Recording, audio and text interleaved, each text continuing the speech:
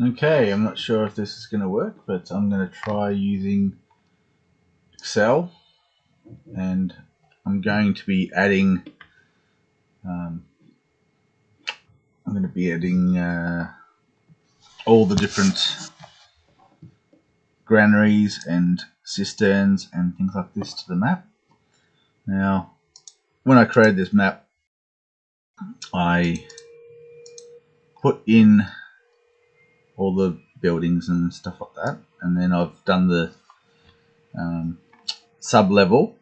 But then when I've gone over here and I've realized that the sewer is too big, and also there's no that there are no other facilities like granaries and things like that. So just going to be working away on it, and I'll be showing how I've been doing some of the work on Excel. So first thing is I'm not sure if it's visible or not for you, but I've been working away on this, and then I've decided that it'd probably be best that I try doing it live rather than just working away in isolation. I can show off what I'm doing, and then you all can see it. So I've got the one that I just pasted is the one I just pasted is from a previous map, and I just realized that I've pasted a ruin one. So I've got two different types. I've got the rebuilt one, and I've got the ruin one. And what I'm going to do is make sure that each of the maps has a cistern, a granary, a sewer, and a crypt. The size of them is going to progressively increase as I, based on like a farm crypt is bigger than a village crypt is bigger than a hamlet crypt, and so forth. So all I'm going to do is just keep working away and show off what I'm doing, and I might be able to talk at the same time. So in the previous ramblings, I talked about how in Excel I've made it so that each of the wall cells has a random number generator and a random number generator for hit points, and also a note that basically can be added to, changed, whatever. So what I'm doing right now is building the so I'll just show off how to do that. So you click on it, you then go to edit note, and then you can put in this is a test change to the 1 foot by 1 foot block section. You could add details of a trap trigger mechanism or something like that. So I've just modified that note. So these ones here still show the sandstone wall basic generic one, and then up here when I highlight it with my mouse, it shows the new text that I've entered in there. So when it comes to people developing their own stronghold and things like that, the gloves are off. If people want to try and take their stuff, then they're going to be facing all sorts of nasty things, like that people might decide to put lethal traps and things like that in place. And it's not my problem if their characters go off to do that kind of thing. Then that's on them if their character dies from that activity. So what I'm doing is I'm just showing the modification process as I go. Now, as I said, I can multitask and I can talk at the same time as I'm doing one of these things, but it's just easy to show you. So I'm putting in the cisterns, granaries, sewers, and the crypts in each of these, so that when it comes to, this one here is one that's been rebuilt since the War of the Gods, so it's not in bad nick. There's nothing wrong with it, but someone could sabotage it in the future. It is possible that someone could choose to do that. Now, when I build the created one, the one that's been rebuilt since the War of the Gods, I can then go in and I can modify it and turn it into one that's ruined. Now, another thing to point out is that when it's in Excel, you sometimes have to reduce the font size to suit. I need to try and remain consistent with the fonts and things like that, just so that there is no. Oh, look, so it shows up the same way. Like, we've already had problems with that kind of thing when it comes to transplanting it into paint.net. So you can see the above ground layer there, and then what I've got is the subfloor. So subfloor of each of those buildings at the top there has a subfloor, and then what I've done is on the sub-level 2, I've stripped out some of those and just made it purely subterranean. It doesn't actually link to the surface. Most of the ones that are included in the sub-level 2, there's a stairway or a trapdoor and ladder going down to the lower level.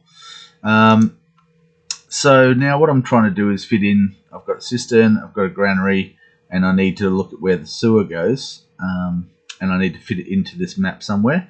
So I'm thinking that maybe just here is the best place for it. So I'm going to just copy, and then I'm going to work out roughly the center of this. So that's 10 in,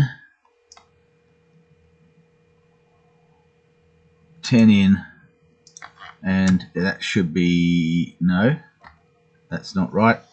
So I'll undo that. 1, 2, 3, 4, 5, and now that it's not quite centered, so undo, and there. I mean, I'm trying to go for symmetry. It's not really that important, but I'd rather try. So anyway, we've got the cistern, the sewer, and the granary on this layer. I'll zoom in a bit more. Now this one over here, I've put number 1. So when you look at this map here, you've got the central keep, and it's got number 1. Then I've got the sub-level 2, sub-level 1, which has the same numbers, and then I'm going to kick in with the crypt. So the crypt is going to be starting at sub-level 2. So may as well strip out all these numbers, and then I'm going to put in crypt.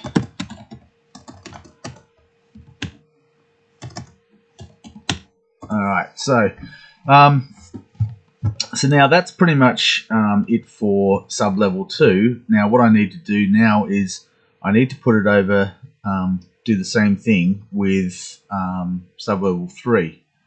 So I'm just going to take out these ones that I put in before. I only use them, just for reference, and they're not necessary for.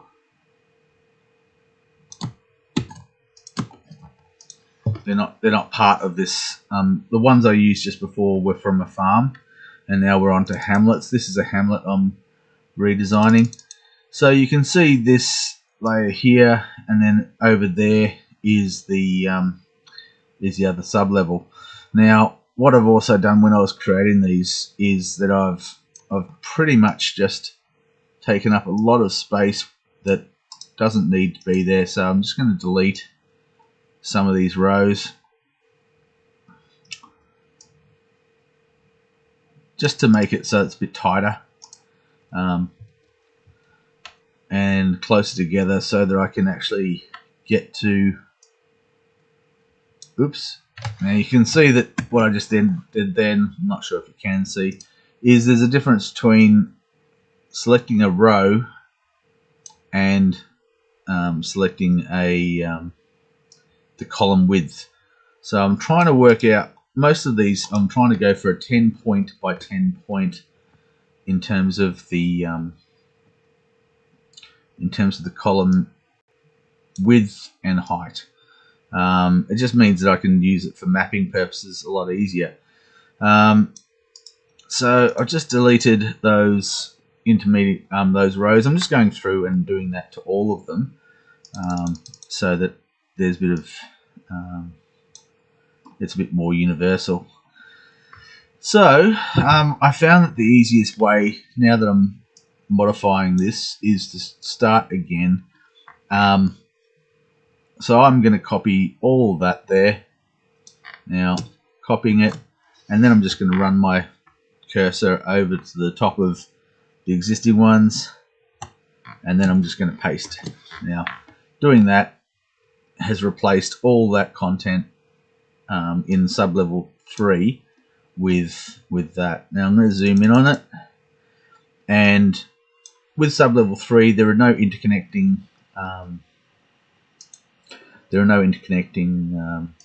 corridors, so I'm just going to continue to delete out what's there, and there's no doorways on sublevel 3. Did I say sublevel 3? Yeah, sublevel 3. So yeah, I'm just going to continue to work through and delete these corridors.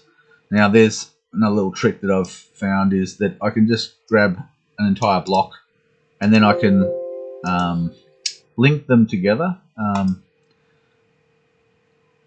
So merge and center. So if I merge and center it, and then I unmerge and center it, it'll just basically keep what's in the top corner.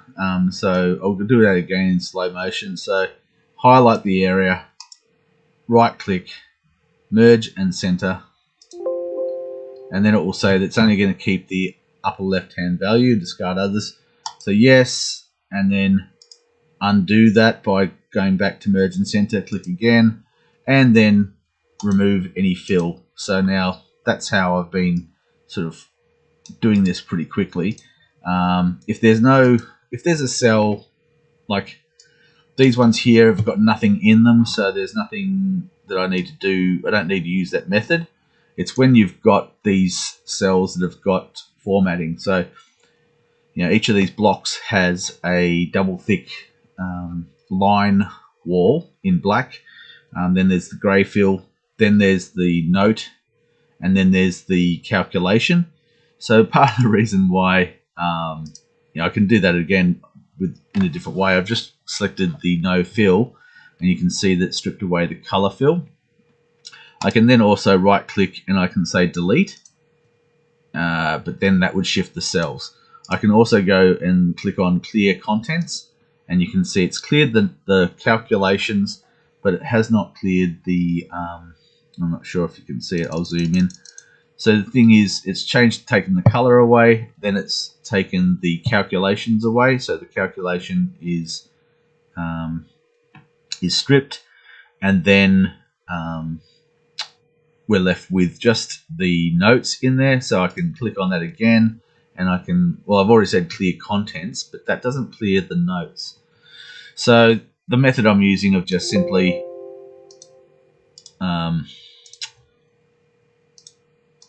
the method I'm using of just simply merging the entire thing seems to be working out. So simply a matter of highlighting the area, merge it, unmerge it, change the color, done. And then that's that. Now, I did realize that the calculation remains in this cell up here, and the calculation remains in this cell here. So when I've merged it, you know, the actual warning quite clearly says that it's going to keep the value in the corner. So it did that and left me with the calculation that I hadn't realized was there. I'm not sure if that's making sense. There's lots of people who I've talked to over the years about different Excel methods. Nobody recommends using Excel for mapping, but because of the calculations, because I can actually create, they're using the RNG to create different hit point values for every single piece of stone. I mean, that might be excessive, might seem like going over the top, but if the tool is there and it doesn't really take that much extra time for me to use it, then I may as well use it. So now we're left with this stripped back version on sub-level 3. So I've stripped out all the corridors and other non-essentials, and we've just really got back to being a 2-story cistern, sewer, and granary, and the crypt. Now on this level, I'm just going to leave that alone at this point. Now that's the rebuilt map. I'm not sure if you can see down the bottom there, rebuilt map. So what I'm going to do now is I'm going to show you from this point of view. Oh, hang on, we've got the line in there. I've also put in some, I don't really want that. Okay, there we go. Alright, this line here can go.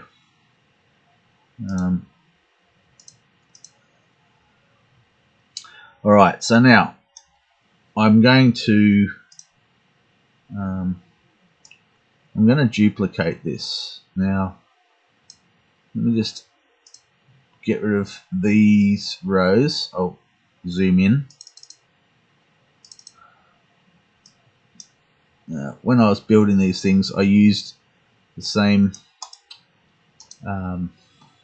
template, so I could actually align them and things like this.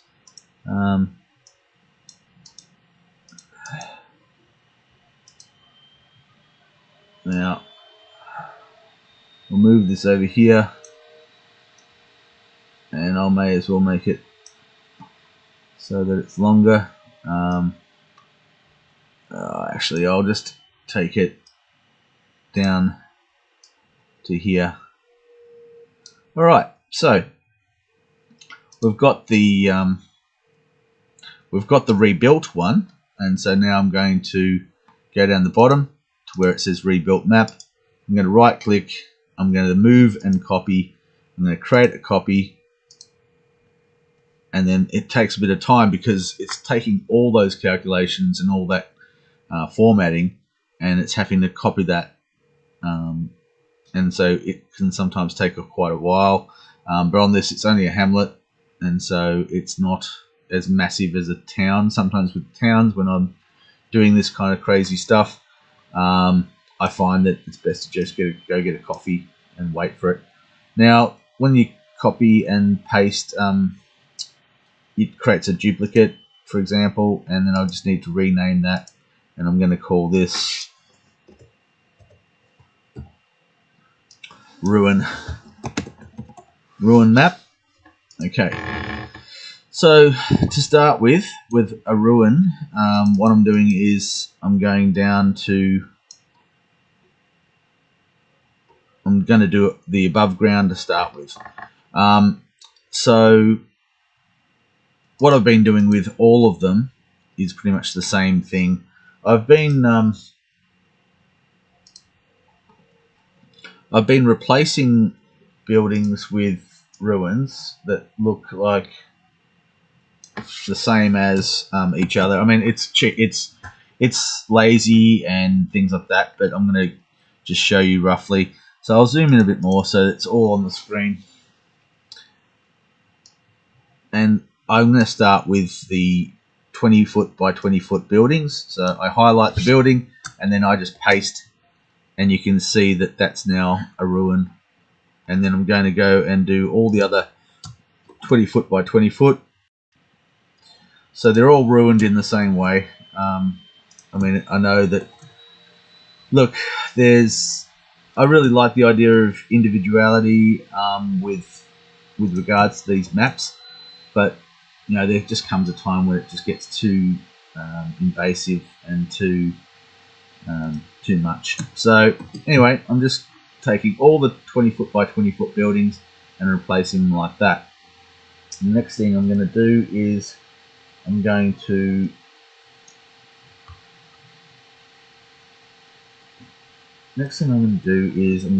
show off what I did previously. Just 13 by 13. So off screen you can't see it. I'm basically making a copy of an existing section, and then I'm going to paste, and you can see that I've just inserted the the copied and pasted one. But the thing is that that's still got, as you can kind of see, I'm just going to go and zoom a bit more, because I realize that what I'm seeing on the screen and what you're seeing on the screen, yours is a little bit smaller. Alright, so I just pasted that, but you can see that there's still these two, that's 2 foot worth of stone that hasn't been modified. So I'm just going to go down and grab the, oops, off screen. I'll zoom in on the one I'm looking at off screen so that it's not going to get in the way.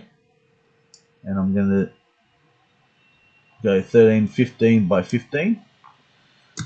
So that was this was a 13 by 13 that I just pasted. So now this is a 15 by 15. And as you can see, it's now got, so I'm not sure if this is making any sense to people, but I'm going to give it a go anyway. So now what I've got is this one off screen that has already been done. As I said, it's a ruined farm, and so all I'm doing is I'm copying and then pasting the ruins from that other one straight on top. So every single one of these ones that is in the open, I'm just pasting it out. Now there's a couple of other things as well, and yeah, so you can see that it's slowly taking shape, taking form of being ruined, and all I'm doing is just pasting the ones from the previous build, making sure that I've got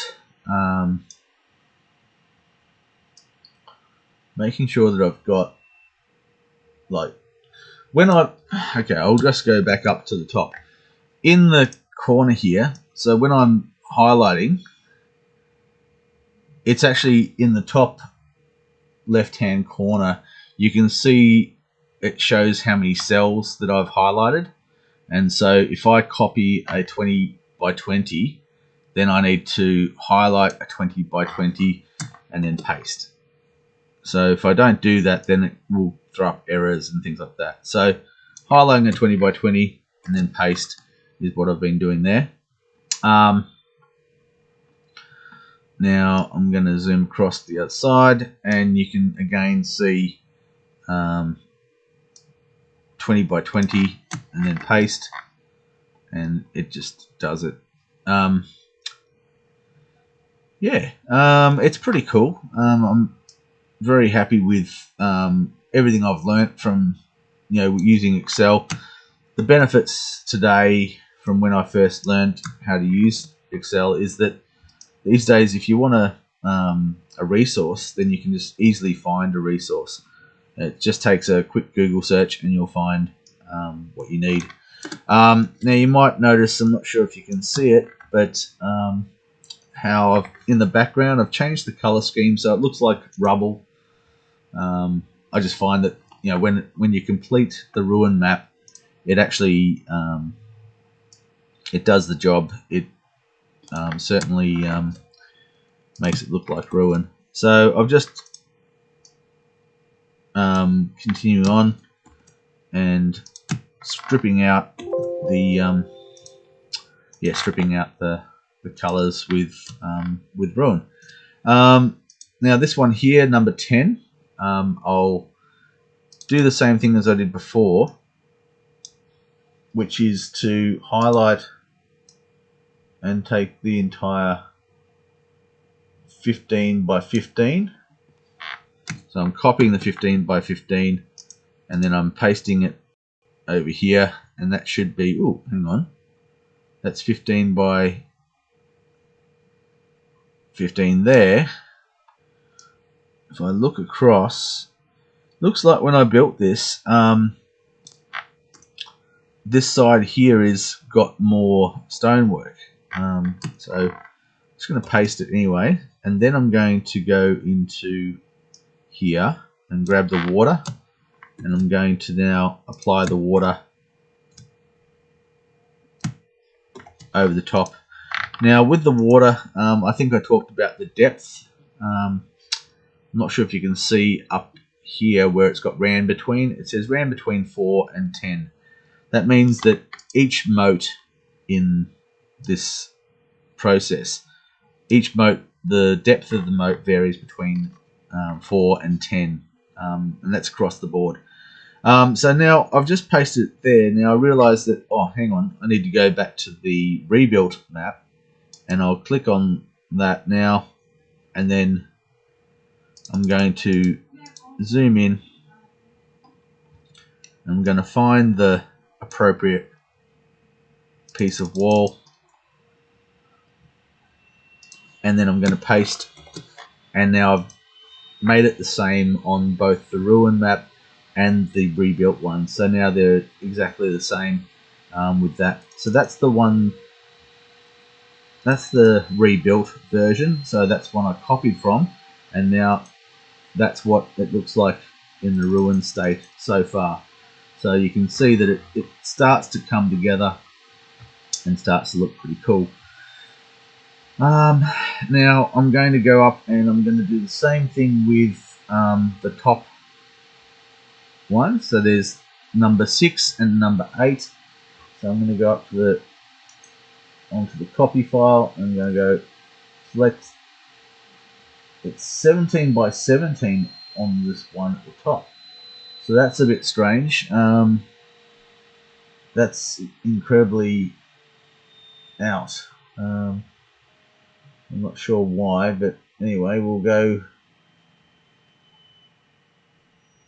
and copy 15 by 15. I'm just going to keep moving ahead with it, 15 by 15, and then paste. And the same thing again with the other one, 15 by 15, and paste. So just a little bit of a background. I mean, I've been working on this without anybody knowing what I've been doing for a long time. Yeah, I'm ready to disclose, tell people whatever, what I've been doing, and show them and hopefully inspire them to get involved. The thing is that this is a living world, and so people who get involved, they can be the landowner. They could own in character. They could own this this town. So this hamlet. Now the thing is that it's not a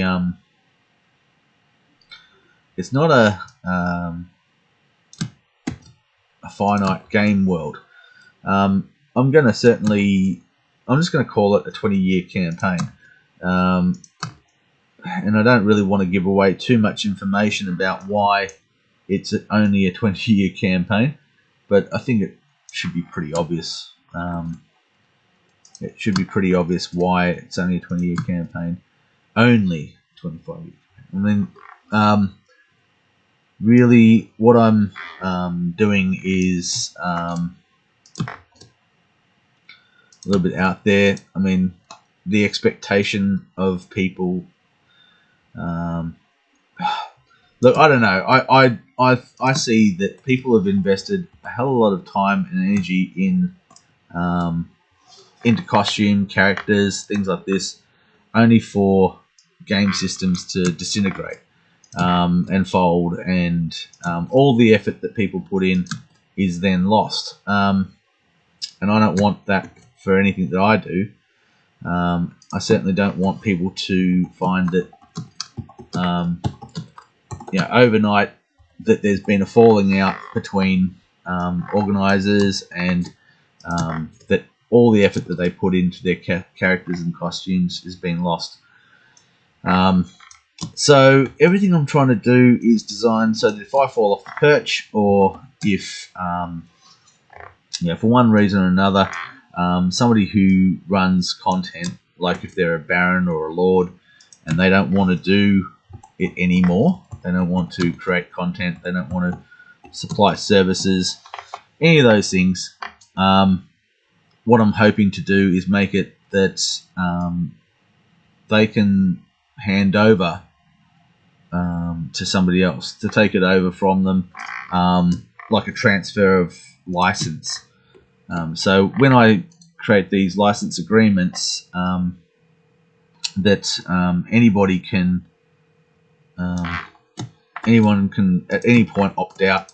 Real world gets in the way, all sorts of reasons for people to not want to be involved anymore in anything. The thing is that there's also people who unfortunately are stuck in being involved in something beyond their time. They want out, but the thing is that they feel all the pressure of the community and their friends basically saying, "Oh no, please, just one more game," or whatever. People should be able to go on holidays. They should be able to. They should be able to say, "No, I'm not doing this for whatever reason. It's not healthy. I'm not enjoying myself. I need some time out."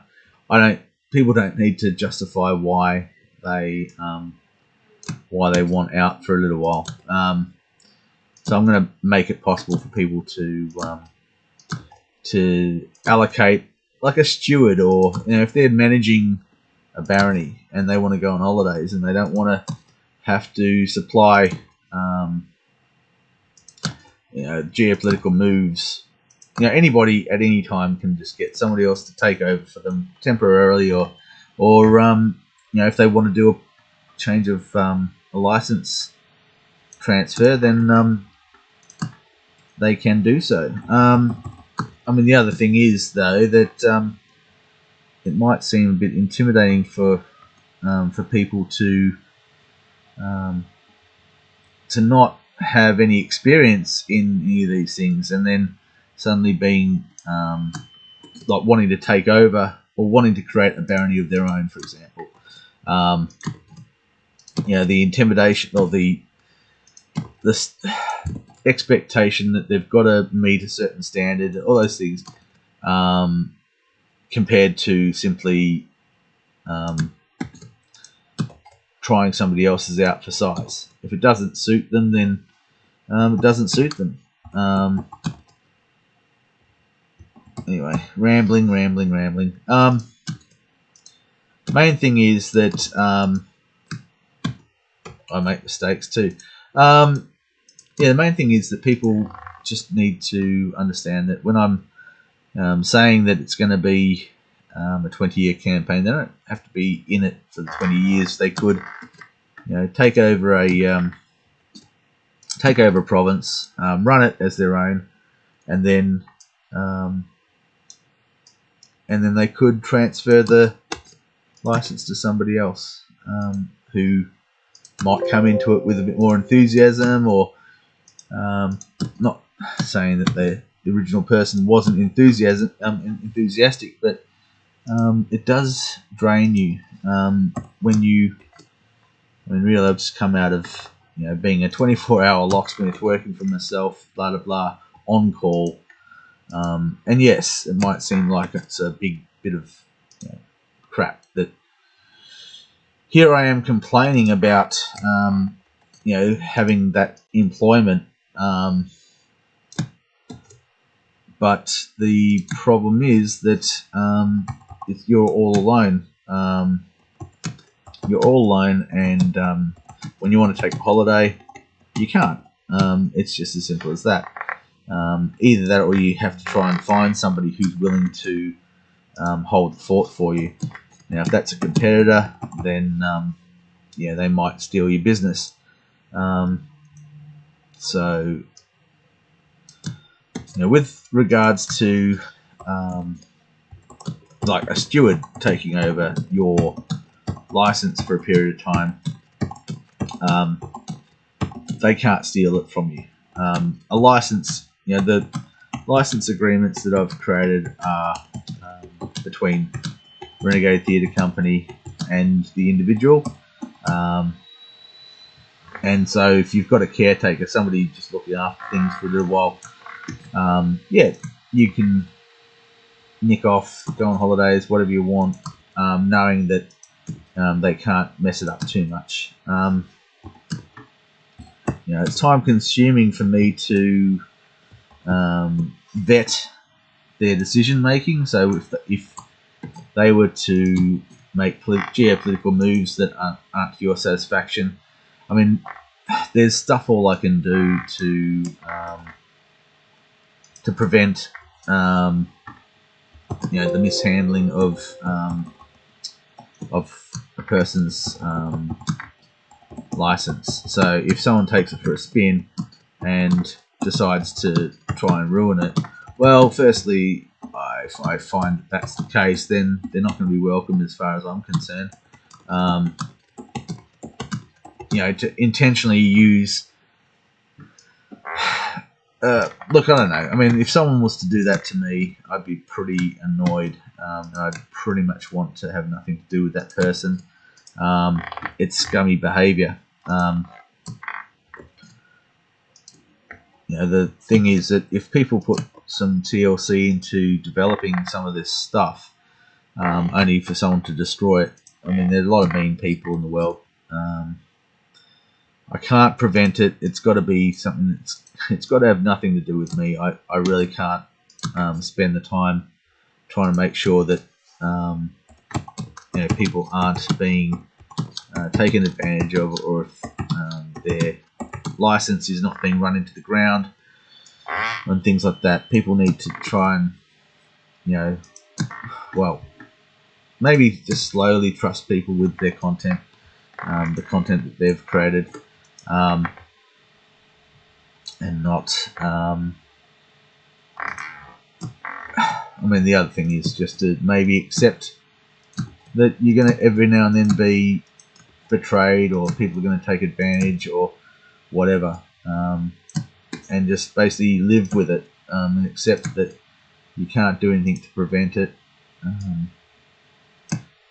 So anyway, that's part of the reason why I'm doing what I'm doing on the screen, because I have been keeping this to myself. I haven't been sharing content and explaining what I've been doing. I've wanted to... Well, I partly want the element of surprise. I want people to be, shocked and awed by my stupidity of spending so much time doing this. Who does this? Well, I do. And I don't think anyone else has done this kind of thing, as far as I'm aware. Trying to make a geopolitical simulator to back up LRP content in this scale. Anyway, I mean, I'm sure that people have done some crazy things with content creation, but yes.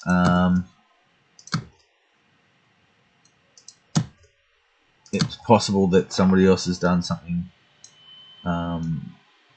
like in terms of. Well, anyway, I just don't think there's anyone who's going to have had the time and desire to create something of this scale. So anyway, just checking the map now. Yeah, all this needs to go. So what's that? That's a 6 by 10. Well, 6 by 25. 6 by 20. So 6 by 20, copy, paste. 6 by 20, copy, paste. Yeah, rambling away. I knew that this would happen. I mean, here I am. Normally I'd be doing this listening to music.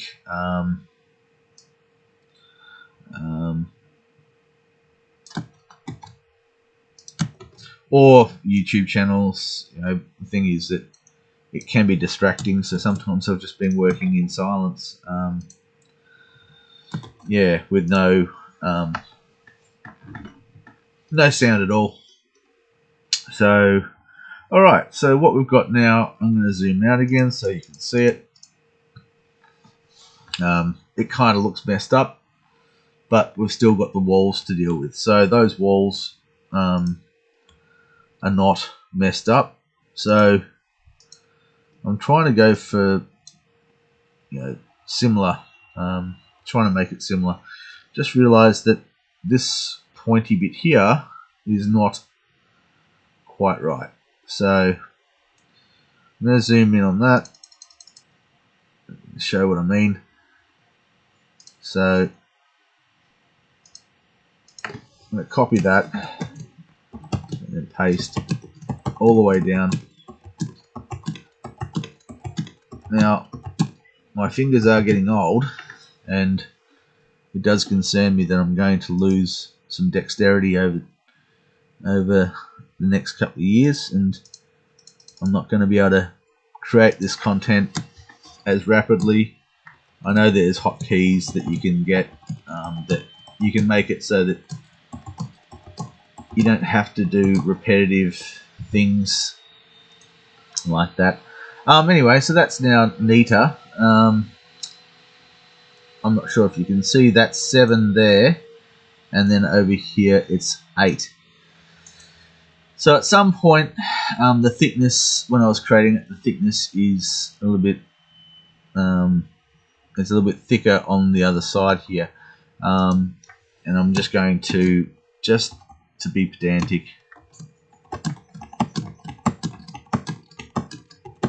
I'm going to tidy that up and make that. Well, the other thing about what I just did was that the distance between this corner here and this corner here is now 3 foot, whereas before it was only 2 foot. And if you want to move anything up these stairs onto the battlements, yeah, trying to squeeze through a 2 foot area compared to a 3 foot. And look, you can see how it's like, it's not smooth, and that's just one of the limitations of Microsoft Excel. There's nothing I can do about that. So going back to here, I'm going to do the same thing. May as well. While I'm on this live stream, I can show you how stupid I've been in terms of just uniformity, blah blah blah blah. I mean, it's just a little bit crazy and over the top, but hey. Anyway, so now what I'm going to have to do is I'm going to have to copy that, and then I'm going to have to select that and paste. So I'm just going to copy, put in random locations where the rock, where the stones basically crumbled, fractured, whatever. And I'm going to do these ones first. Just, 2 parallel randomly all the way along and around.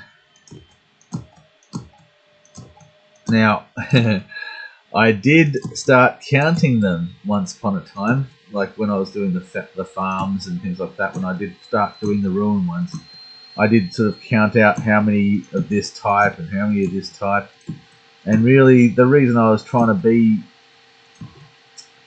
fair, I don't know, not fair, but I was trying to make it so that the 4 Imperial styles were treated equally when it comes to ruin and rebuild and all those things. I didn't want to make it so that any particular Imperial style was more affected than others when it comes to repair work. And so all I'm doing really from the time I went, no, this is stupid. Don't don't do it. I decided that I'm just going to randomly allocate them, and then I'm going for an aesthetic look rather than some kind of practicality and some kind of counting thing.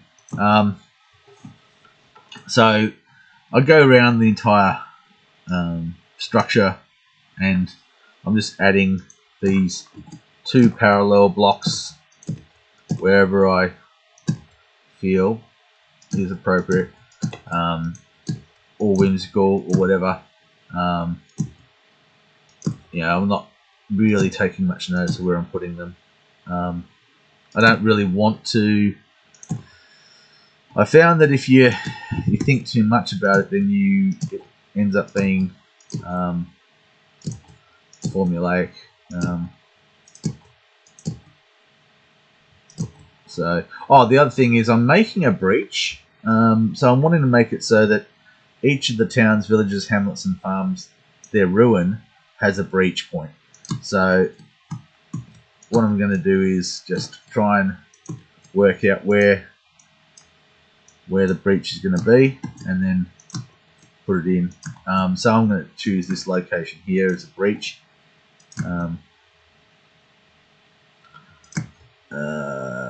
That's still not much of a breach. Alright, that's a breach. So it's not much of a breach, but the thing is that it's good enough for the purposes of, you could get a ladder across there, you could squeeze through. That's a 1 foot area.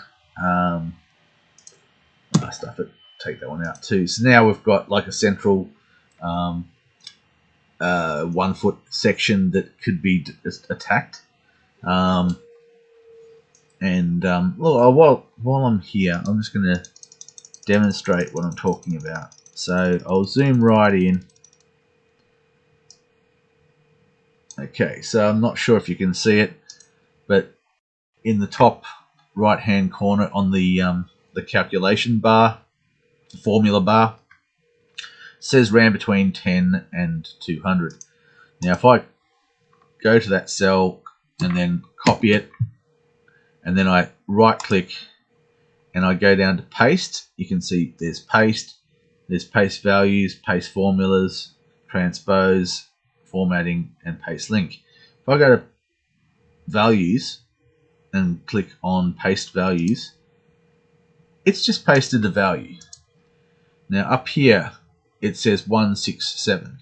So that means that this has now been changed to 167 hit points. So that's how many hit points this particular piece of stone, masonry, whatever, needs to take before it will crumble and be passable. Anyway, I'm just going to copy one of those and then just normal paste to put it back to a random calculator. Anyway, so moving on. Look, the thing is that I'm only going to have to do this once. Because, look, the thing is, if people want to create their own structures, if, for example, they find a special title deed to their own onto their own territory, and they want to create some sort of death trap stronghold, and take on all comers if they make some enemies and people want to try and take them out. That's their business. If they want to do that, then what I'm going to be suggesting is that they contract somebody to do it. So the idea I've got with pretty much everything to do with Renegades is that once someone's a licensee, they can start hiring themselves out to do different things. So some of these things are, if somebody doesn't know how to do something with Microsoft Excel, find someone who does. Say, right, how much is it going to cost for you to help me build a stronghold? We've got, a unique situation now where you've got, say, all these RPGs. There are referees, dungeon masters, whatever you want to call them, who are running content and being paid to run content. So why shouldn't, if someone's got, 200,000 silver pieces in loot and they want to build a stronghold for themselves, why can't they spend that 200,000? Well, firstly, get someone to design it. Hopefully someone who's got an eye for building, actually in the real world, quoting, because I'm basically cheating with an equivalent price on things. I'm making it so that 1 silver piece is kind of equivalent to $1 Australian in terms of its buying power. So how much it would cost to build in stone? Well, just the materials alone and things like this, you could be talking about $200,000 to build a sort of medium-sized stronghold, just in materials alone. So finding someone who can work that out, or that you just basically look at a value of how much it is for a piece of stone. So you can see in the notes section here, I've actually put in that this sandstone wall section is 200 silver pieces in value. I think I can do a complete find replace to find and replace all of these notes with something else. I hope so. I haven't tried it for a while to do some of these find replaces, and I don't know if it actually applies just to the contents of a cell in terms of, like, you can certainly do a find replace for calculations and things like that, but I don't know whether it'll transfer to... all right, let's give it a go. So I'm going to select this area here, and I'm going to find replace, and I'm going to put in here 200 SP, and I'm going to replace it with TBA. Alright, now let's just have a look. Replace all, and couldn't find anything, so unfortunately that's not going to work. So when it says 200 hit points in the notes, we're stuck with that, I'm sorry. And I'll put sandstone. I mean, sandstone's not the best stone. And look, I've gone too far down the track. I've already done so many of these in sandstone blocks that that I'm not going to change it at this point. What I could do is you can highlight that entire section, for example, and you can say delete note. And then it strips away the notes, and instead we've still got the calculation, but then it becomes bare. I mean, that's fine. So just for example, if I wanted to, I can just click on this, and I can click on a new note, and then I can put in this is a test of the new note section system, whatever. All right, so yeah, easy to replace cell by cell. The problem is that yeah, there's a hell of a lot, and when you zoom in on the Excel, you can see these little reds in the corner. So the little red arrow thing in the corner of each of these cells, I think there's a macro that can change the color of that arrow to, I don't know, any other color. But I don't want to use macros. What I've been trying to do with all of the Excel work that I've been doing is pretty much just trying to make it so that anybody can do it. They don't need to have, because the way I understand it is that if you've got macros, that anyone who wants to use, anyone who wants to create content using it has to have those macros installed on their computer. So no, I don't want to do that. I want to make it so that people can. I want to make it so people can do this without having to change the fundamental aspects of their own. Look, I don't know. I don't know much about macros. Look, it's hard enough to try and get some of this information into my head. Oh, sorry, here we go. So all these doors. So this one here is a steel reinforced ironwood door. Then we've also got a portcullis. So when it comes to ruin, we're going to strip that out too.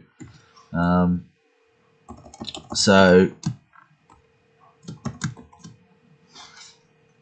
that's that.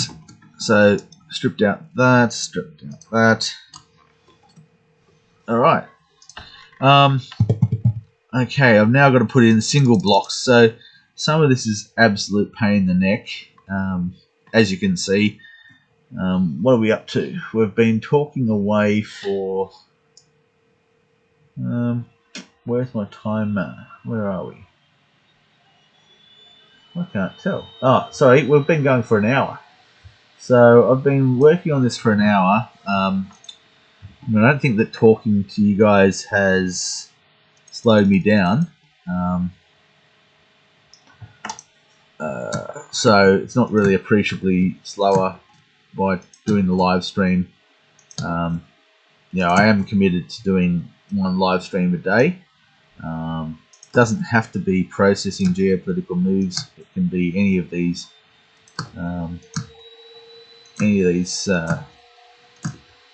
development facets. So I just look. The other thing is, I'm not saying this is a tutorial. It's really, if people want to, they could. Why would they want to? Well, hopefully because they're getting paid to do it. As I said, anyone who knows their way around Excel could possibly build this kind of thing using the RNG. Look, the thing about cheating is a bit of a problem. That it's possible if you give people the opportunity to cheat, then it increases the chances of there being cheating. So when I'm putting in, I'm copying and pasting cells that have the RNG in them. That if, for example, somebody was to go, well, I'm going to have 200 hit point stone in my walls. How do I check that? No, I mean, like it really is that I can't view the calculations on like thousands of blocks. There's just no way I can do that. So and outsourcing it. I mean, trust. Like it could be that you just say to people, all right, well, you design it without any calculations. Then somebody who's good at Excel could basically, you don't even have to be good at Excel. I mean, really, it's just a matter of having the confidence to put a decent value to your work.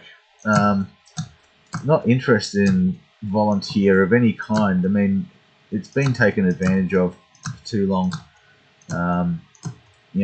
And people who don't have the self-confidence to say, I want to be paid this much. So enterprise bargaining. But no, like there's mates rates and all that. I mean, really, show me the money.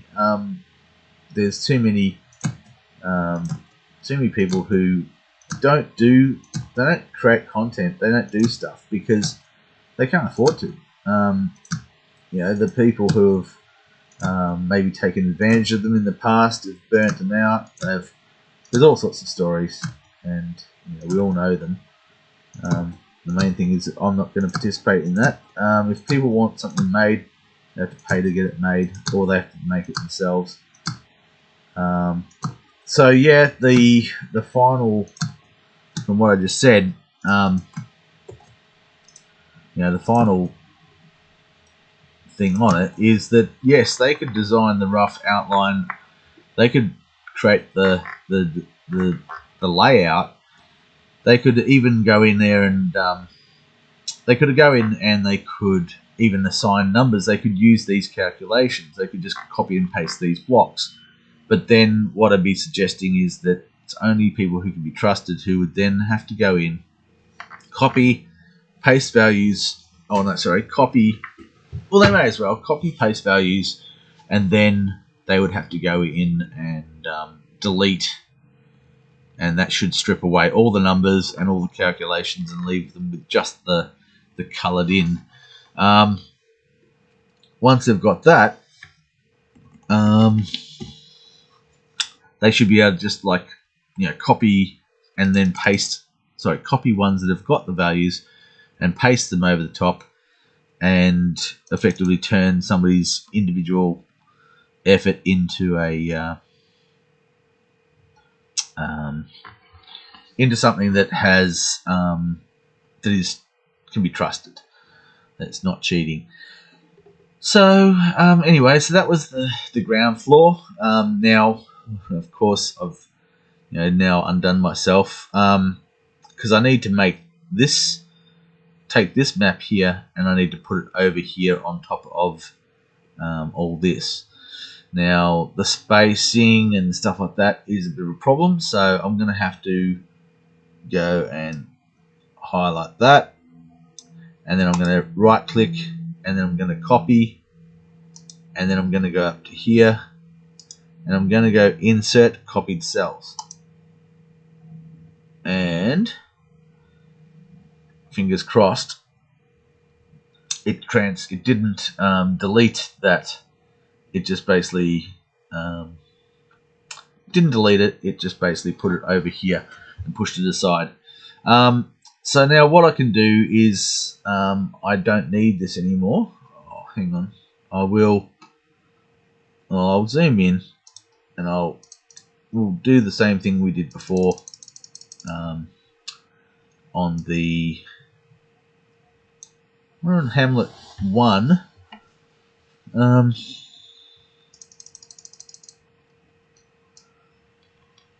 Hamlet 1 Ruin rebuild map. I think I've lost track of where we got to.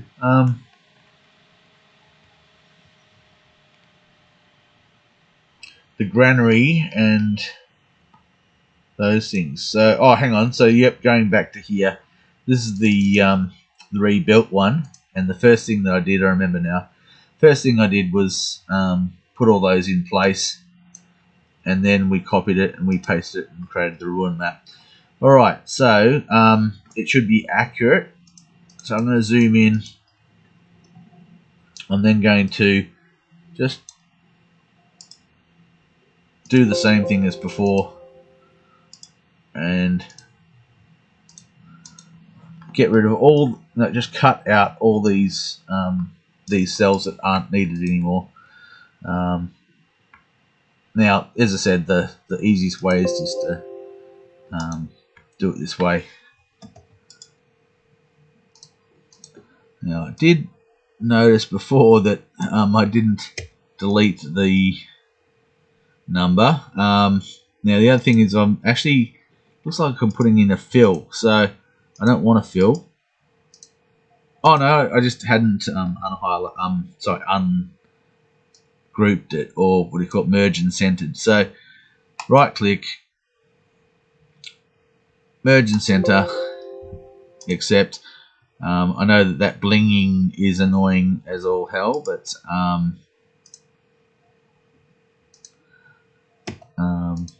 I don't know what to do about that.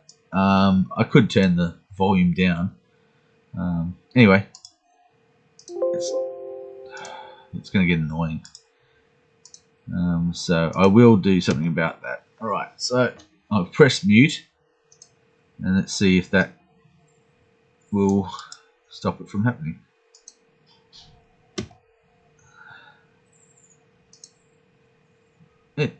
Well, hang on, it's too early to tell.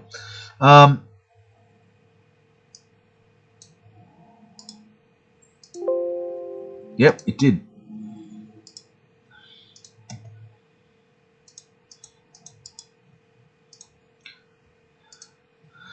So, what I've realised is that I know it's repetitive, but Alt V or Control V.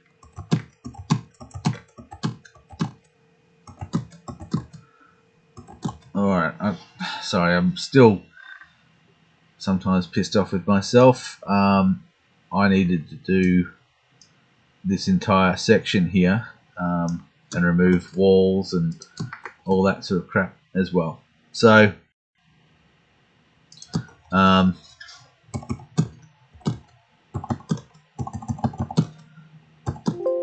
yeah, as you can see, there's lots of different ways I can copy that, and then I can paste that, and then I can, well, maybe copy from up here. I think that if you try to paste over the top of we've done before, that it fails. So anyway, we'll just go back to the other way. So yeah, what I'm trying to do now is just strip out all the above ground parts of the map.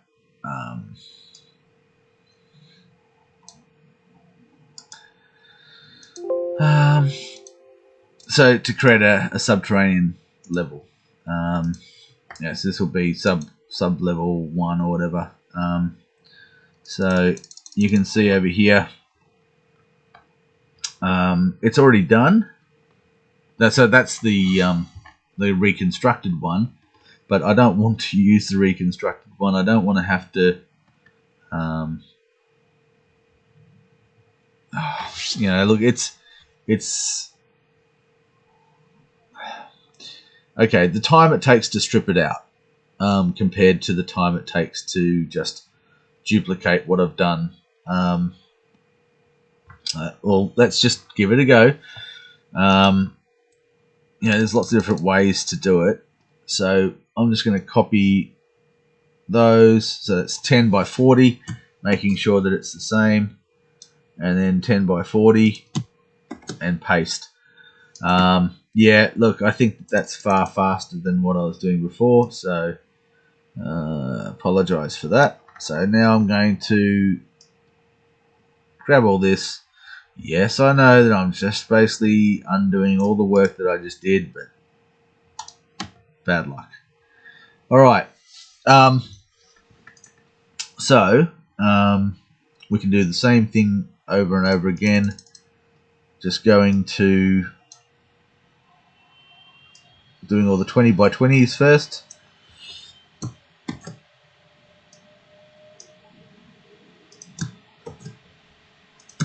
And once the 20 by 20s are done,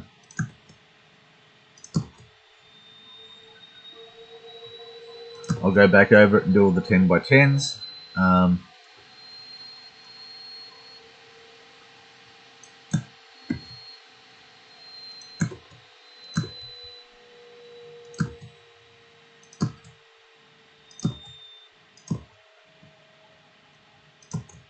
mean, I don't know, maneuvering around the screen with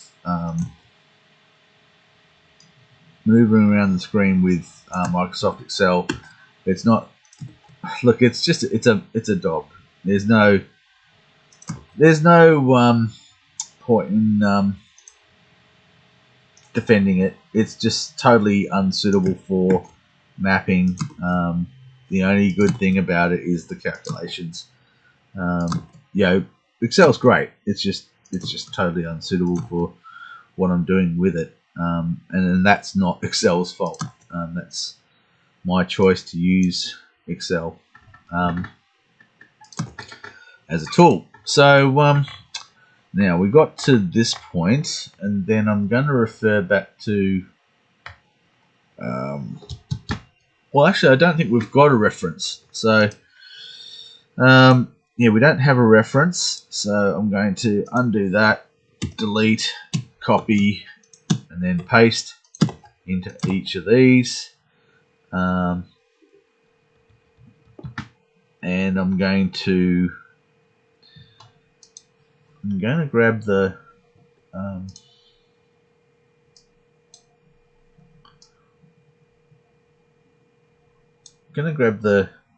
the crypt from the previous one I worked on, and I'm going to paste that. Now, excuse me. Yeah, internally on this, this is a 40 by 40 square, but there's no reason why I can't just use that for the internals, except for the fact that we've now got a line, as you can see here. So what I'm going to do is maybe if I put, there we go. So putting the rubble color thingy. I mean, you might notice that the color that, you know, if I'm not careful, I can pick up on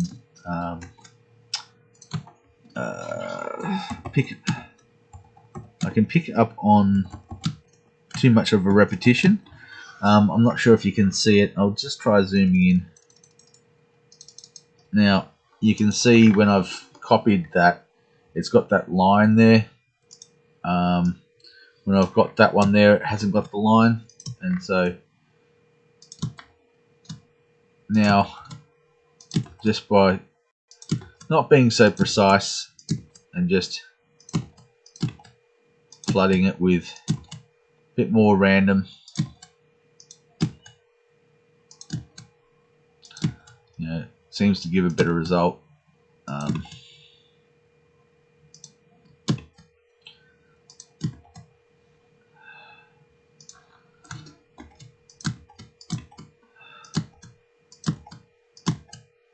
Yeah, I mean, really, it's just aesthetics. And when I say just aesthetics, of course, aesthetics is really important. I mean, the whole point of what I'm trying to do is to make something that looks fantastic and is, well, just in terms of standards, you know, there's some fantastic role-playing games out there, and I've always been impressed with like the level of details and stuff like that. So if I'm going to do it, may as well try and do it properly. And it's really not that hard to just have some standards and stick to them and all those things. So, all right. As you can see, that was really quick. I'm kind of, well, I get pissed off with myself, and I did kick myself, and then I get up and stop kicking myself and just move on.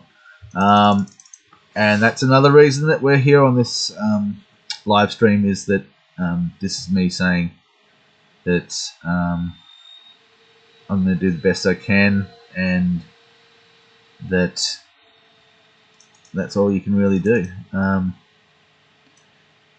And that I'm not perfect, but I suppose it's very scary to, like, here I am sharing all my thoughts while I'm rambling away. It's kind of like, well, it's perfect because you can kind of pick my brain and my guard is down, and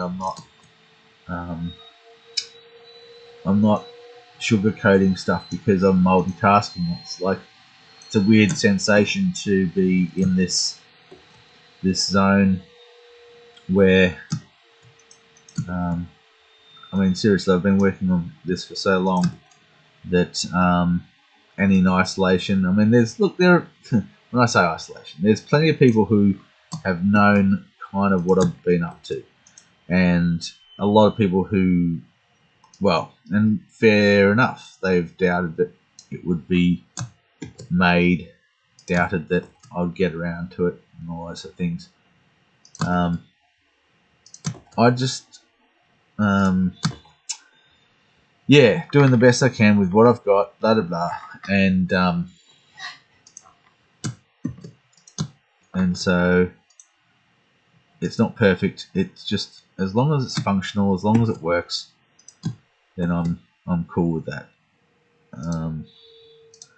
So I'm just moving these cells so I can use them again. Alright, I'm going to try and... Oh, hang on. What can I do there? Well, this is fair enough. Alright, I'll basically grab the cistern and I'll put it in here, and it's centered. Cool. So I may as well, everything I said before about just copying it and keeping it out of the way, well, it's not going to work that way. So we're just going to do that, and then do that, and do that. Right. So where are we? So, alright, we're getting there.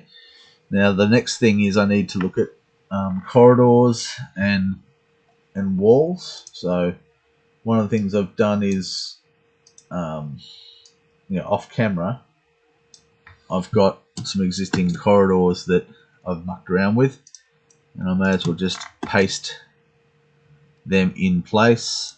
And as you can see, it's not perfect, but it serves the purpose.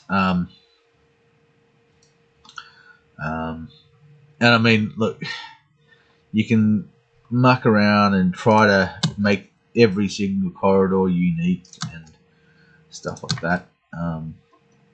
I just don't have the time to do that, unfortunately, because believe it or not, I have set myself a deadline. So the point of trying to rush through this is that I really want to launch this bloody thing. I've been working on it for too long, and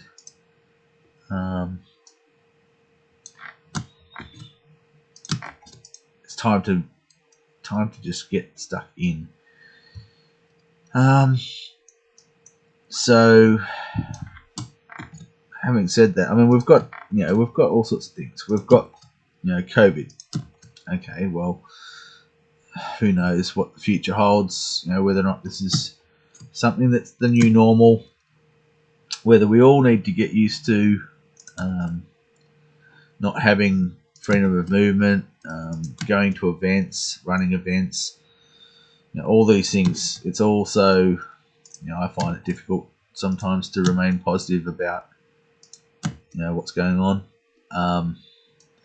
So in the meantime, it's almost like, to a certain extent, stick your head in the sand. Should we write? And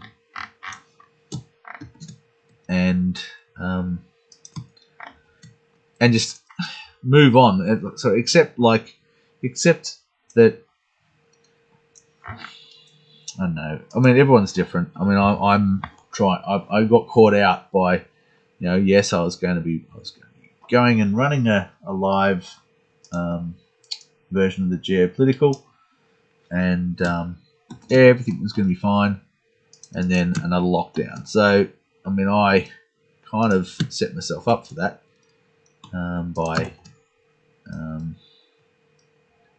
kind of expecting that we wouldn't go into another lockdown.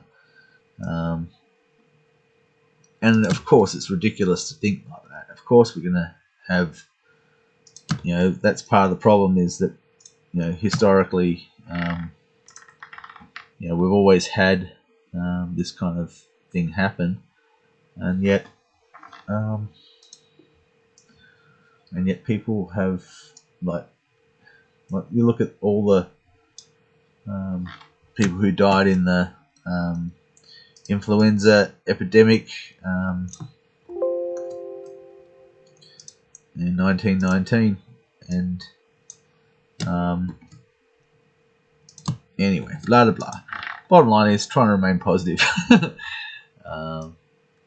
It's a little bit difficult, but I'm going to do my best. And so, yeah, part of the reason I'm going ahead and doing this is that can't afford not to just continue to function. During lockdown, the first lockdown, I mean, I had a heap of time to work on some of these things, and I've developed quite a bit of stuff.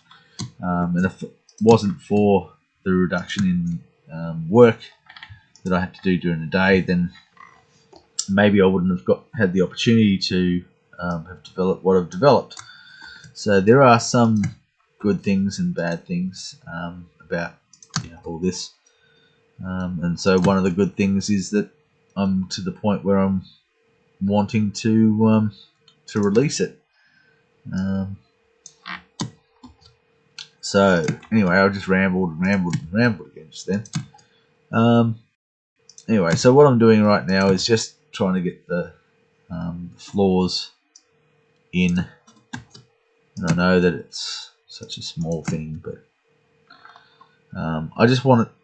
I don't want to do it twice, and I want to set the bar. I want to set the bar pretty high. I mean, it's really just a matter of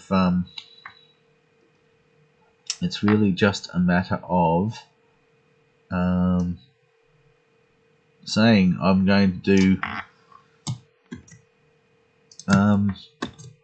to do art. I'm not going to do this. All right, is this art? I think it is. Many people wouldn't. Many people would say, "Oh no, it's just mapping." Well, guess what? Mapping is art, in my opinion. And why not? If, as I said before about commissioning people to make something, or commissioning them to draw designs, why can't that be considered artwork? So if they make some plans for you for a stronghold, then to me that is a piece of art that's been commissioned, and so the person who's creating it has the right to call it artwork. And it's not like artwork that has no value, that is only in the eye of the beholder. It's I don't know. Well, okay. Look, there's lots of different types. Anyway, blah blah. The main thing is that anyone who creates content using these methods, I think that it's artwork, and I think that they should be entitled to call it artwork. That's just my opinion, and I'm going to stick to it because I call this artwork. Oops. So you can see that with these merged and centered cells, it if you basically try to put something into a space that's got one of those, it'll come up with an error. There you go, error again.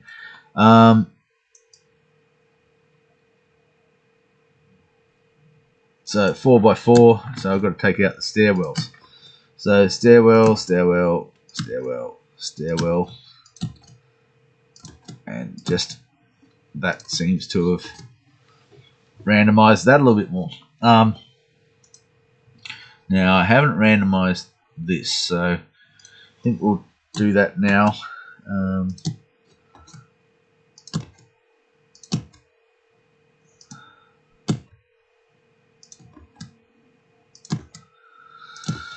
Just taking out blocks, and look, as I said, it's purely aesthetic.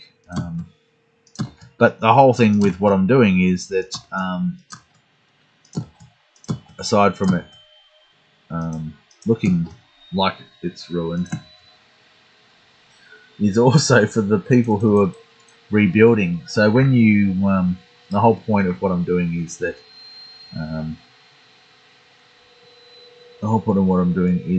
when you take a town or a village or a hamlet or farm back from undead occupation, that can't do that with the merge cell.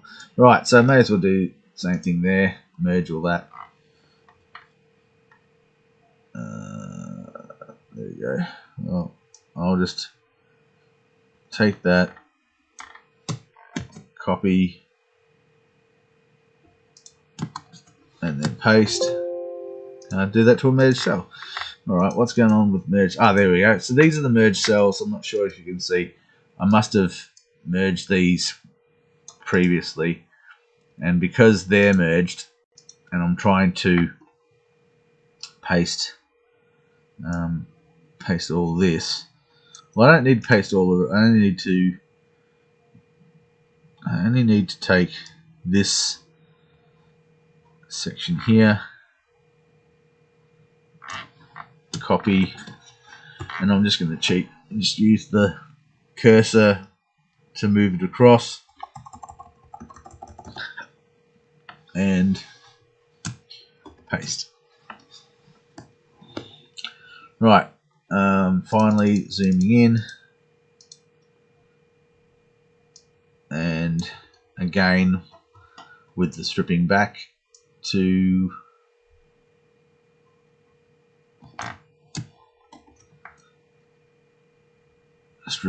the walls. What am I doing? I think we talked about this. The easiest way to do it is to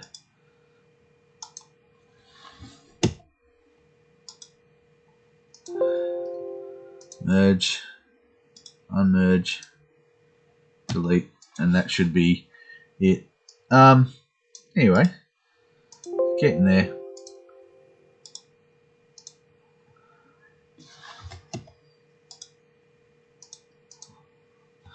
Getting there.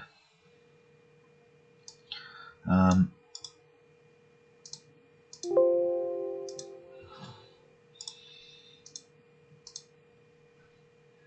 mean, sometimes I can ramble, which is probably a good thing, rather than just having click, click, click, click, click. And you could probably listen to me ramble while sewing or doing whatever. So it's possible this could be listened to as a podcast or whatever. Not really sure how to do that. I mean, I suppose it's really just people could just open up YouTube and then and just listen to it rather than watch it. So we're almost there. Second last one.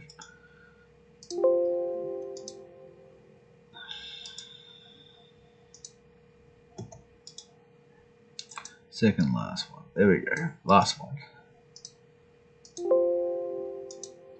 So I know that there's probably ways that I can avoid all that. Oh, shit, one more. I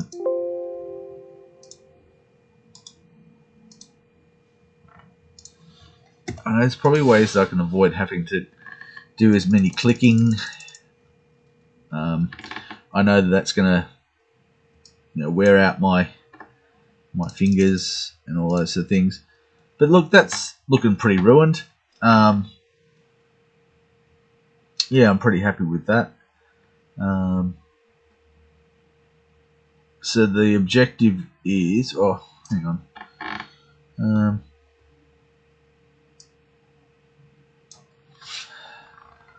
So I'll copy that, paste it here.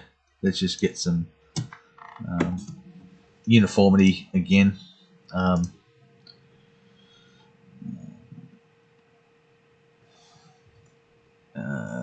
Yeah, so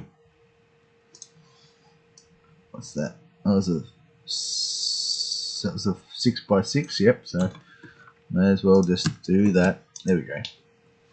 So yeah. So on the central keep, the idea is that you've got the keep going down into sub 1, and that would be like their storage, their own personal storage, or that's where they could keep their food supplies or armory or whatever.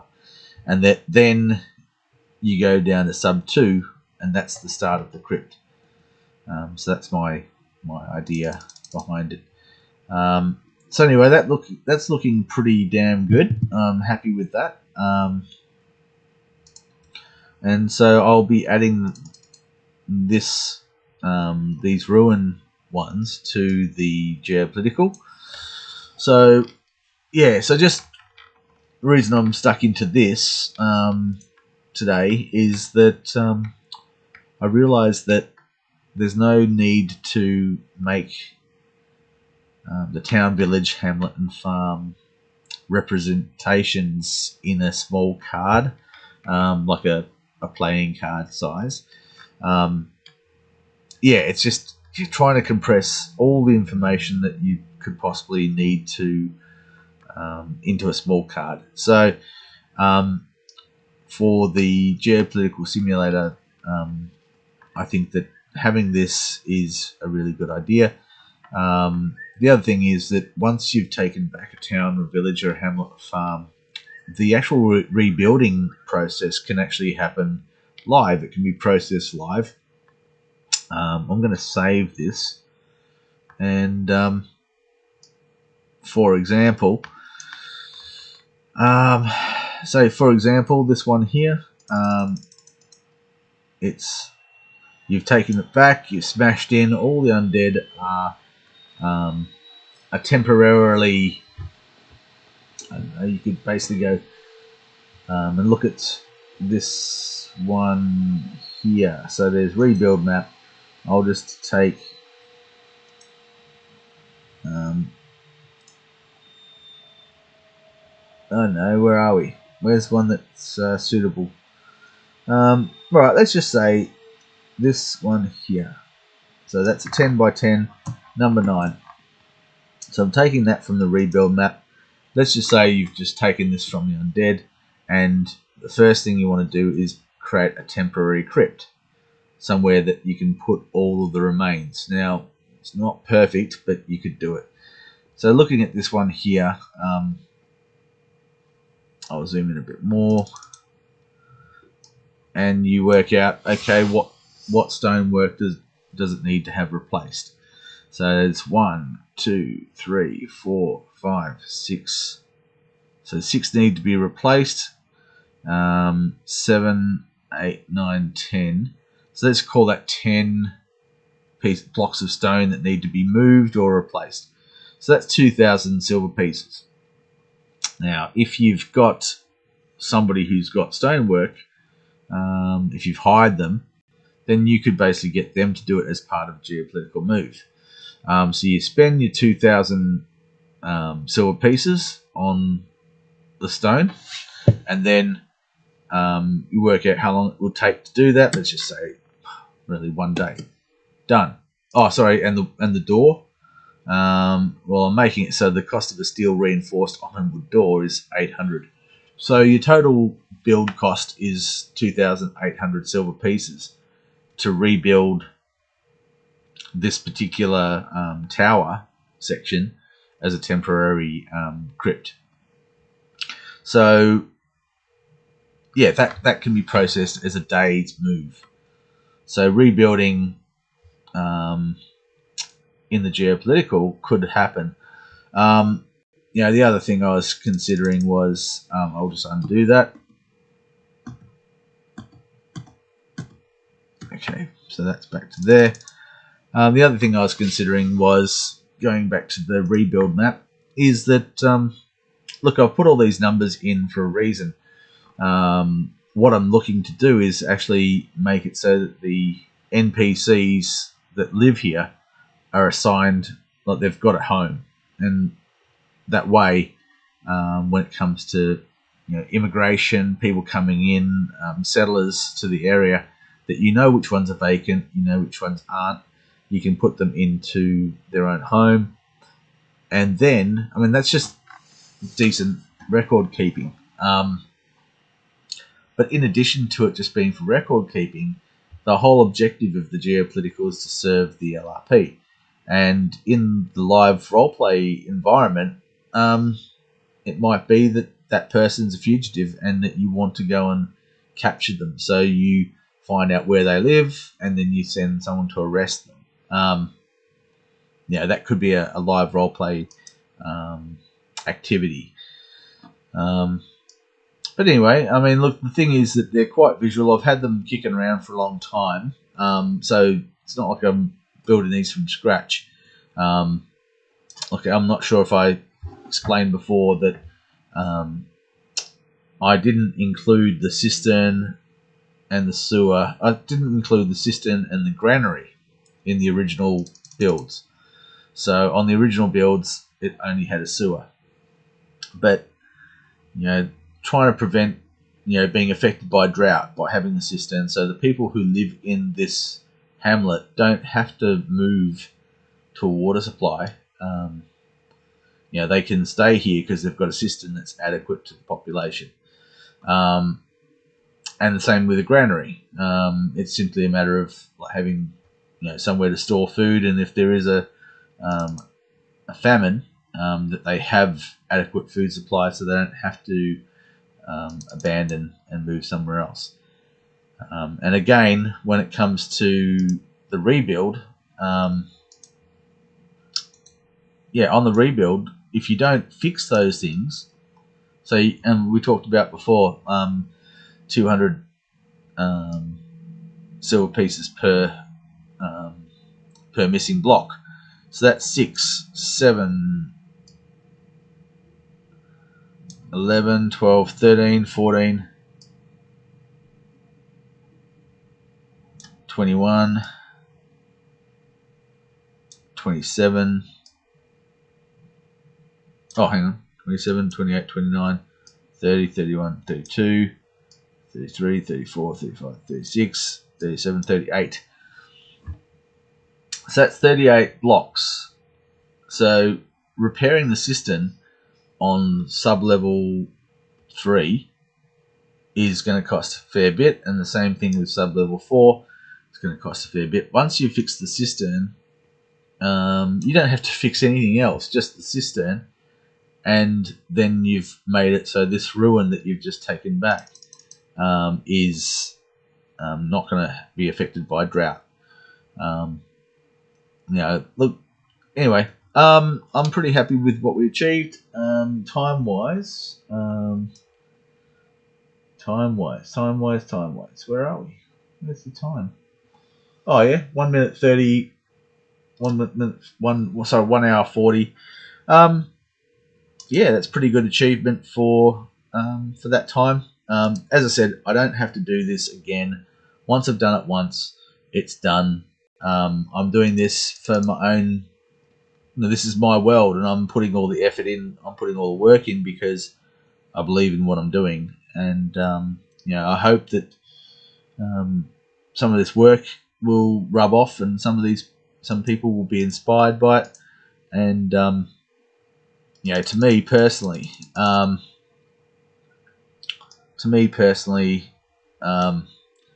taking back this hamlet and rebuilding this stronghold in the center of the town, and then living in there, and having these rooms occupied again, and spending the time to redevelop it, You know, the thing is, it's imbued with, you imbue it with reason, with meaning, you imbue it with value. It's none of it's real. It's purely our imaginations. But so is when you read a book, you imbue that they're just words. But when it becomes more than just the sum of its parts. So um, the idea is that if someone licenses content from Renegades, that they will basically have this indefinitely. All they got to do is just watch their back. Don't make too many enemies. Play the game, and that's going to significantly reduce your chances of being assassinated or bad things happening. Taking calculated risks, all those things, and so it is possible for someone to pay a license fee every year to be the lord of this hamlet, and anything that they do, like if they decide that, okay, well, I'm going to I'm going to hide some loot over here, and they can do it. They can just do some work on the wall and replace it with a vault. If they want to, they could actually put an escape route. They could tunnel through, like for example, so that's sub 1. If they went to sub 2, and then they decided that they're going to put a secret door here, and the secret door, I'll just quickly do one. Secret door. I'll just do it in red. Okay, so we've got a red cell there. I'm going to make it so that it's just 2 foot wide, and then I'm going to, now you can't really do sideways, as in, to do a sideways thing you can do it, but where are we? It would be it's not really a cell. I don't want to, because if I make a graphic, then it doesn't have if I make a graphic, then it doesn't have any possibility of using calculations on it. Whereas if I do this, and then I do right click, and then new note, and I put in here lethal trap, fire elemental,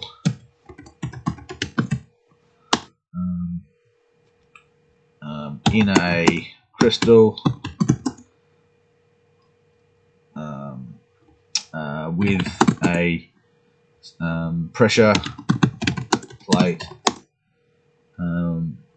which drops a weight onto the crystal, crushing and detonating the fire elemental, release to the element of fire. So the element, the plane, elemental plane of fire. Yeah, so with that, it'd be like, triple to all locations, ignore armor. Pretty dangerous thing. And that's just, well, the thing is, by using red just now, as you can see, you can't see where the cell is. So it's not that one, it's that one. And so it blends into the red just there. Now, if somebody was to see this map, even just at a glance, they don't know what each of these little notes is, and so they're not going to know well, the thing is, unfortunately, I'm going to see the red there. There is another little thing I could do, which is shapes, square,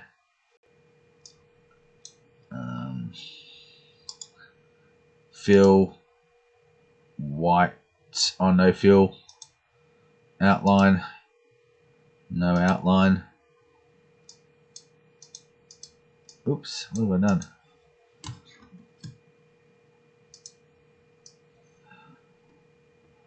Right, that didn't work.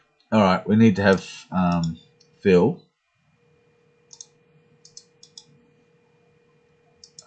of white, and then lines, outlines of white,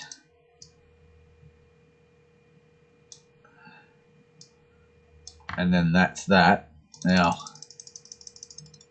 when I zoom out, you can still see it.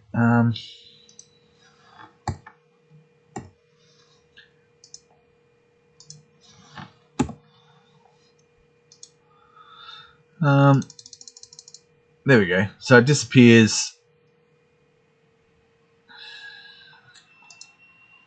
Alright, we're at 20% now.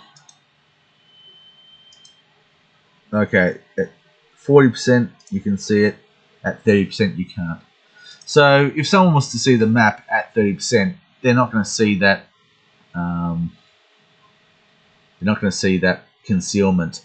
Now that also means that maybe when I take this and put it into paint.net for the geopolitical, that I only copy and paste it at 30%. So that means that if someone wants to put some of these hidden passageways and things like that, you know, how they spend their in-character loot, it's completely up to them. As long as they pay the fee for it, so they pay for the stonemasons or the the metal workers or the locksmith to build locks. They've like the fees and things like this. Really, it's just some sort of estimation based on the Australian dollar. So it's not necessary to be 100% on it. The other thing is that by all means, if someone wants something done yesterday, then they can pay extra to get it done straight away. So there is that too. So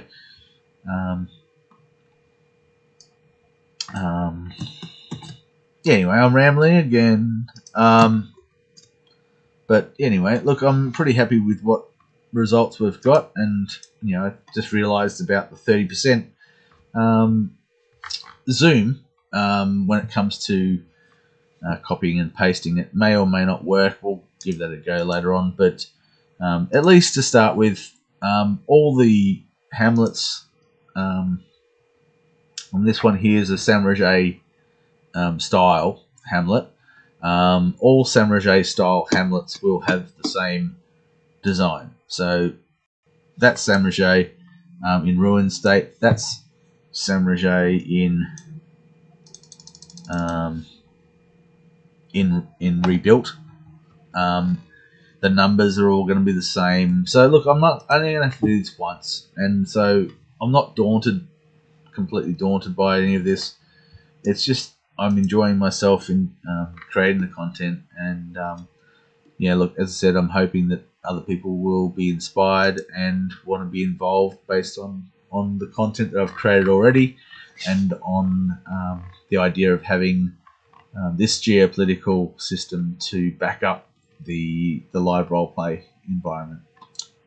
Anyway, thank you very much. And I'm not sure if anyone listened, but yeah, I'm happy that I've happy with what I've done, and I'm happy with getting through all that on a live stream. It does, I have to say, it does make it a little bit easier to do all this. Like this content, I'd be working on my own, as I said, listening to music or whatever, and this way I still got the work done, and I covered over some things. Yeah, I'm quite happy with the screen capture and how it worked with Excel. I'm quite happy with that. Anyway, thank you very much for tuning in, and yeah, till the next one.